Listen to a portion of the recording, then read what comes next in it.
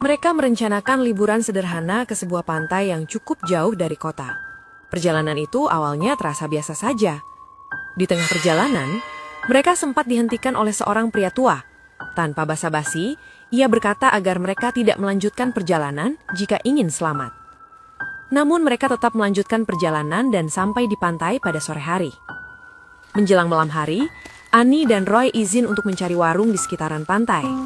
Karena sudah larut malam, namun Annie dan Roy belum kembali, mereka pun langsung beristirahat di tenda. Keesokan harinya, mereka mendengar teriakan Dimas.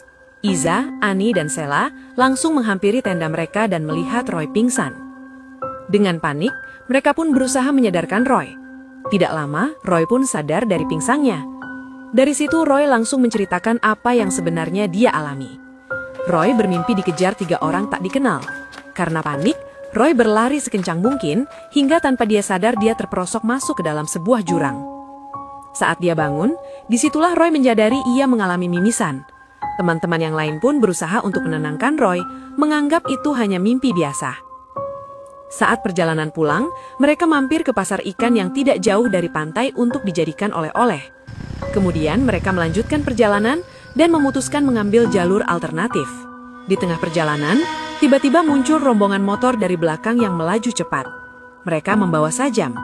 Tanpa pikir panjang, mereka langsung panik dan berusaha kabur secepat mungkin.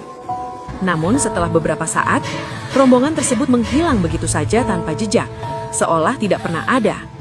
Dalam keadaan panik, mereka akhirnya berhenti di sebuah warung kecil di pinggir jalan. Setelah bertanya arah, ibu itu hanya memberi satu jawaban singkat, agar mereka terus lurus dan tidak melihat ke belakang. Mereka pun kembali melanjutkan perjalanan, berusaha mengikuti petunjuk tersebut. Namun saat mereka menoleh ke belakang, warung yang baru saja mereka datangi sudah tidak ada, berganti dengan kegelapan kosong tanpa bangunan. Sejak saat itu, keadaan benar-benar berubah. Semua ponsel kehilangan sinyal, dan lingkungan di sekitar terasa seperti desa kosong tanpa penghuni. Di tengah perjalanan, tiba-tiba motor Roy mengalami kendala. Namun untungnya tidak jauh dari sana ada bengkel kecil. Namun anehnya, tidak ada siapa-siapa di bengkel itu. Setelah semuanya selesai, Roy memutuskan untuk menyelipkan uang di bengkel itu. Tiba-tiba saja mereka mendengar suara dari arah belakang motor. Annie tiba-tiba kerasukan. Ia memakan ikan mentah, suaranya berubah dan tidak terkendali. Mereka mencoba menyadarkan Annie. Namun di tengah situasi itu, mereka kembali dikejutkan dengan kedatangan seorang pria. Dengan ekspresi marah, pria tersebut mengusir mereka, sambil berkata, "Jika kalian tidak pergi dari sini, anak ini akan aku bawa," sambil menunjuk ke arah Annie yang masih kesurupan.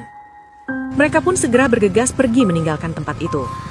Setelah berusaha mencari jalan keluar, mereka akhirnya menemukan sebuah jalan yang mengarah ke area perumahan. Tanpa berpikir panjang, mereka masuk ke sana, dan akhirnya berhasil keluar. Namun keanehan kembali terjadi ketika mereka mencoba memastikan lokasi kepada satpam, namun satpam tersebut malah menanyakan mereka datang dari mana. Jalan kecil dan pagar kayu itu ternyata tidak pernah ada. Yang mereka temukan hanyalah tembok dan area kebun tanpa akses masuk. Mereka merasa hanya tersesat selama beberapa jam. Namun kenyataannya, waktu yang hilang jauh lebih lama karena kesalahan mereka berdua.